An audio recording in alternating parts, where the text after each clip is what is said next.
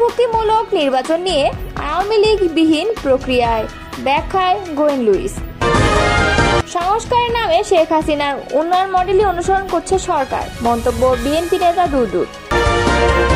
আওয়ামী লীগকে সুবিধা দিতেই কালো টাকা সাদা করার সুযোগ, অভিযোগ করেছেন রাশেদ প্রধান। দেশে প্রথম ভারত বিরোধী আন্দোলনের সূচনা বিএনপির হাতেই, দাবি যুবদল সভাপতির। এতক্ষণ শুনছিলেন সংবাদ শিরোনাম, এবারে বিস্তারিত। নানা অপকর্মের অভিযোগে এবং বিভিন্ন মহলের দাবির মুখে আওয়ামী লীগের রাজনীতি নিষিদ্ধ করেছে অন্তর্বর্তী সরকার।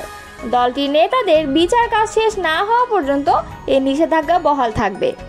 এমন পরিস্থিতিতে প্রশ্ন ওঠে, বাংলাদেশের অন্যতম রাজনৈতিক দল আওয়ামী লীগকে ছাড়া নির্বাচন পুরোপুরি অন্তর্ভুক্তিমূলক হবে কিনা। এ নিয়ে কথা বলেছেন ঢাকায় জাতীয় সংঘের আবাসিক সমন্বয়ক গোয়েন লুইস। বুধবার জাতীয় প্রেস ক্লাবে কূটনৈতিক বিটেক্স সংবাদের সাংগঠনিক রিক্যাপের এক অনুষ্ঠানে এই কথা বলেন তিনি।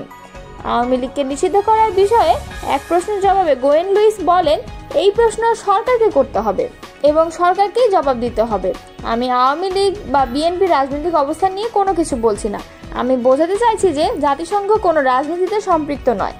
এরপর তিনি বলেন, জাতিসংঘের অন্তর্ভুক্তিমূলক দৃষ্টিভঙ্গির মানে হলো প্রতিটি বাংলাদেশির নিজের কণ্ঠস্বর থাকা।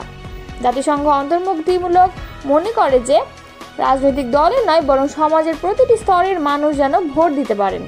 নারী, জাতিগোষ্ঠী, বিভিন্ন ধর্মের মানুষ যেন ভোট দিতে পারে। এই বিষয়টিকে আমরা অন্তর্ভুক্তিমূলক নির্বাচন বলছি। গোয়েন লুইস বলেন, তবে আমি মনে করি পরিস্থিতিও দেখতে হবে। দেশের অবস্থা দেখে সরকার সিদ্ধান্ত নিয়েছে। এটা রাজনৈতিক সিদ্ধান্ত এবং সরকারের সিদ্ধান্ত। তিনি আরো বলেন, চলমান সংস্কার প্রক্রিয়ায় বাংলাদেশকে সমর্থনের জন্য ঢাকায় শিগগিরই জাতিসংঘ মানবাধিকার অফিস খোলা হচ্ছে। এ বিষয়ে একটি সমঝোতা স্মারক চূড়ান্ত হয়েছে বলে জানান তিনি। এই অনুষ্ঠানে তিনি জানিয়েছেন, বাংলাদেশ সরকারের সঙ্গে করিডোর নিয়ে জাতিসংঘের সঙ্গে কোনো আলোচনা হয়নি। বিএনপির কেন্দ্রীয় ভাইস চেয়ারম্যান ও সাবেক সংসদ সদস্য শামসুজ্জামান দুদু বলেছেন, স্বৈরাচার সরকারের পতনের 10 মাস হতে চললেও দেশে গণতান্ত্রিক ব্যবস্থা কার্যকর হয়নি। সংস্কারের নামে শেখ হাসিনার মতো উন্নয়নের সবক শোনাচ্ছে বর্তমান সরকার। ফ্যাসিবাদকে দাফন করতে হলে দেশে গণতান্ত্রিক সরকারের বিকল্প নেই। নির্বাচিত সরকার রাষ্ট্র ক্ষমতায় না এলে সংকট দূরীভূত হবে না। বুধবার দুপুরে নারায়ণগঞ্জের ফতুল্লার কাঠের পুল এলাকায় মৎস্যজীবী দলের উদ্যোগে বিএনপির প্রতিষ্ঠাতা সাবেক রাষ্ট্রপতি শহীদ জিয়াউর রহমানের 44তম শাহাদাত বার্ষিকী উপলক্ষে আয়োজিত আলোচনা সভা মিলাদ ও দোয়া মাহফিলের প্রধান অতিথির বক্তব্যে এসব কথা তিনি বলেন। তিনি আরো বলেন, ভারত লাগাতার আমাদের দেশের বিরুদ্ধে অপপ্রচার চালাচ্ছে। এটা রুখতে হলে নির্বাচন ছাড়া কোনো বিকল্প নেই। সরকার যেন বিভ্রান্ত না হয়, ভুল পথে না যায়, এজন্য আমরা সমালোচনা করি। নিজেদের ঐক্য কোনোভাবে বিনষ্ট করা যাবে না। এমন কোনো পদক্ষেপ বা বক্তব্য দেওয়া ঠিক হবে না যাতে নিজেদের ঐক্য বিনষ্ট হয়। তিনি বলেন, দেশনেত্রী বেগম খালেদা জিয়া বলেছেন, গণতন্ত্রের পথের যাত্রা বারবার বিঘ্নিত হচ্ছে। আমাদের চেয়ারপারসন তারেক রহমান বলেছেন, নির্বাচনের কোনো বিকল্প নেই। নির্বাচন ছাড়া গণতন্ত্রের উত্তোলন করা যাবে না। আজকের শহীদ জিয়ার 44তম শাহাদাত বার্ষিকীতে আমার একটি কথা, এই সরকারের সঙ্গে আমরা আছি, বিএনপি আছে, কিন্তু সরকার যাতে বিভ্রান্ত না হয়, ভুল পথে না যায়, সেজন্য আমরা তাকে স্বাভাবিক গ্রহণযোগ্য পথে আনার জন্য সমালোচনা করি। এই সরকারকে অবশ্যই জনগণের পথে থাকতে হবে, দেশের পক্ষে থাকতে হবে, গণতন্ত্রের পক্ষে থাকতে হবে, স্বাধীনতার পক্ষে থাকতে হবে। আর হাজার হাজার শহীদ আমাদের ছেলেমেয়েরা রক্ত দিয়ে গণতন্ত্র ফিরিয়ে এনেছে, স্বৈরতন্ত্র পতন ঘটিয়েছে। তাদের বিচারের ব্যবস্থা করতে হবে। এছাড়া মুক্তির কোনো দ্বিতীয় পথ নেই।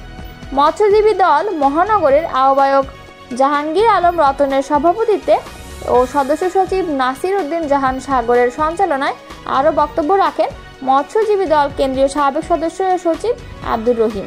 জাতীয় গণতান্ত্রিক পার্টি জাকপা সহ সভাপতি ও দলীয় মুখপাত্র রাশেদ প্রধান বলেছেন, বাজেটে কালো টাকা সাদা করার সুযোগকে আমরা ঘৃণা ভরে প্রত্যাখ্যান করছি। এই সুযোগ কাদের জন্য? দেশকে লুটপাট করে খাওয়া আওয়ামী লীগ ব্যতীত কার কাছেই বা কালো টাকা আছে? তিনি বলেন, বৈষম্য দূরীকরণের আন্দোলন থেকেই গণ অভ্যুত্থান রচিত হয়। আমরা আশা করেছিলাম গণ অভ্যুত্থান পরবর্তী সরকার কর্মসংস্থান নিয়ে বিশদ পরিকল্পনা প্রকাশ করবে। কিন্তু সেই হাজারো চাকরি প্রত্যাশী ও 27 লাখ শিক্ষিত বেকার যুব সমাজের জন্য আলাদা কোনো ঘোষণা নেই। বুধবার বিকালে পল্টনস্থ শফিউল আলম প্রধান মিলনায়তনে যুব জাগপার সাংগঠনিক সভায় তিনি এসব কথা বলেন।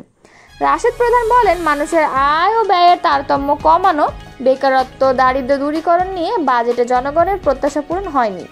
এবারের বাজেটে বেশ কিছু ভালো উদ্যোগ বা প্রত্যাশার কথা বলা হলেও যে কাঠামোতে বাজেট দেওয়া হয়েছে সেটি গতানুগতিক এবং পুরাতন।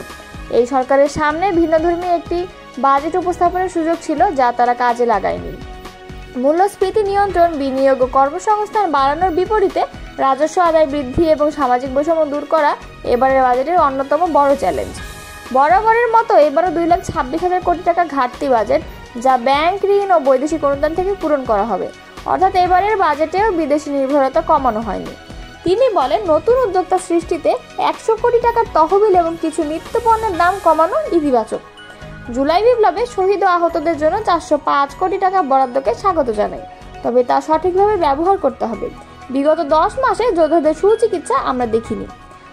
যুব জাগপার সভাপতি বলেন, নজরুল ইসলাম বাবলুর সভাপতিত্বে এবং সাধারণ সম্পাদক ইঞ্জিনিয়ার মোহাম্মদ সিরাজুল ইসলামের সঞ্চালনায় আরও বক্তব্য দেন ঢাকা মহানগর জাগপা আহ্বায়ক শ্যামল চন্দ্র সরকার, শ্রমিক জাগপা সাধারণ সম্পাদক মনোয়ার হোসেন এবং আসাদুজ্জামান নূর এবং জনি নন্দী প্রমুখ। বাংলাদেশে প্রথম বিএনপি ভারত বিরোধী আন্দোলন শুরু করেছে বলে মন্তব্য করেছেন জাতীয়তাবাদী যুবদলের সভাপতি আব্দুল মোনায়েম মুন্না। বুধবার রাজধানীর শান্তিনগরে নিজ অফিসে সাংবাদিকদের সঙ্গে এক আলাপকালে তিনি এই মন্তব্য করেন। বিএনপি ভারতকে খুশি করার জন্য ডিসেম্বরে নির্বাচন চায়, এমন প্রসঙ্গে যুবদল সভাপতি মোনায়েম মুন্না বলেন, বাংলাদেশে ভারত বিরোধী আন্দোলন আমরাই প্রথম করছি, কিন্তু ভারতের আগরতলায় অবস্থিত বাংলাদেশের উপদূতাবাসে হামলার পর কেউ কিন্তু লং মার্চ করেনি। আমরা যুবদল, স্বেচ্ছাসেবক ও ছাত্রদল লং মার্চ করেছি। আখাউড়া সীমানেতার 0 পয়েন্ট পর্যন্ত আমরাই গিয়েছি। যারা এখন বড় বড় কথা বলছে তারা কেউই প্রতিবাদ করার সাহসও দেখায়নি। তিস্তা চুক্তির ন্যায্য হিস্সা নিয়ে বিএনপি নেতৃত্ব আন্দোলন হয়েছে উল্লেখ করে তিনি বলেন, কিছুদিন আগে তিস্তার ন্যায্য অধিকার আদায়ের জন্য বিএনপি টানা কর্মসূচি পালন করেছে। তিস্তা চুক্তির বাস্তবায়নের দাবিতে 10 লক্ষাধিক সাধারণ মানুষের উপস্থিতিতে বিএনপি বক্তব্য দিয়েছে। সমাবেশে প্রধান অতিথির ভাষণ দিয়েছিলেন আমাদের ভারপ্রাপ্ত চেয়ারম্যান তারেক রহমান। ভারত বিরোধী এমন শক্ত অবস্থানের পরে আমরা কিভাবে ভারতের দালালি করছি, নাকি ওরা ওদেরকে জিজ্ঞাসা করুন। তিনি আরও বলেন, জিয়াউর রহমানও ভারতের ফারাক্কা বিরোধী লং মার্চ করেছিলেন মাওলানা ভাসানীকে দিয়ে। সুতরাং আমরাই ভারত বিরোধী অবস্থানে আছি। আমরা প্রতিবেশীর সাথে সুসম্পর্ক রাখতে চাই। প্রতিবেশী কি বললো আমরা গুরুত্ব দিচ্ছি না। আমরা নির্বাচন চেয়েছি, তারা কি বলেছে তাদের কথার সাথে আমাদের কথার মিল আছে কিনা সেটা তো আমরা হিসাব করে কথা বলছি না, আমরা আমাদের জায়গা থেকে বলছি। কয়েকদিন আগে জাতীয় নাগরিক পার্টির মুখ্য সমন্বয়ক নাসির উদ্দিন পাটোয়ারি বিএনপিকে উদ্দেশ্য সামাজিক যোগাযোগ মাধ্যম স্ট্যাটাসে লিখেন, ডিসেম্বরের মধ্যে যারা নির্বাচন চাচ্ছে তারা রাষ্ট্রকে অস্থিতিশীল করার চেষ্টা করছে। এই ধরনের হুমকি তরুণরা মেনে নেবে না। যারা ক্ষমতার লোভে বেহুশ হয়ে আছেন তাদের হুঁশে ফেরার আহ্বান জানাচ্ছি। নাসির উদ্দিন পাটোয়ারি এমন বক্তব্যের সমালোচনা করে যুবদল সভাপতি বলেন, আমরা নির্বাচনের বিষয়ে বেহুশ হওয়ার মতো কাজ করছি না। অল্প পানির মাছ গভীর পানিতে পড়লে যেরকম করে তারা ওইটাই করছে। আমি কিন্তু মিস্টার পাটোয়ারিকে বলেছি কথাবার্তা সংযত হয়ে বলেন। বিএনপি একটি বৃহৎ রাজনৈতিক দল, তারা তার নির্বাচনে মাঠের বাইরে থেকে ক্ষমতায় থাকতে চাচ্ছে। বেহুশ কারা হয়ে গিয়েছে? আমরা জনগণের ম্যান্ডেট চাচ্ছি, ভোটের অধিকার চাচ্ছি। এখানে তো বেহুশ হওয়ার মতো কোনো কথা হয়নি। আপনি জনগণ, আমিও জনগণ, আমরা আমাদের ভোটের অধিকার চাই। এই কথার মাধ্যমে আমরা কোনো অন্যায় কিছু বলছি না। এমনকি বেহুশ তো তারাই হচ্ছে। তাদের একজন উপদেষ্টা বলেছিল যে এনসিপির সাথে আমাদের কোনো সম্পর্ক নেই। তাহলে 31শে মে একটা ক্যাফে রেস্টুরেন্টে গোপন মিটিং করলো কেন?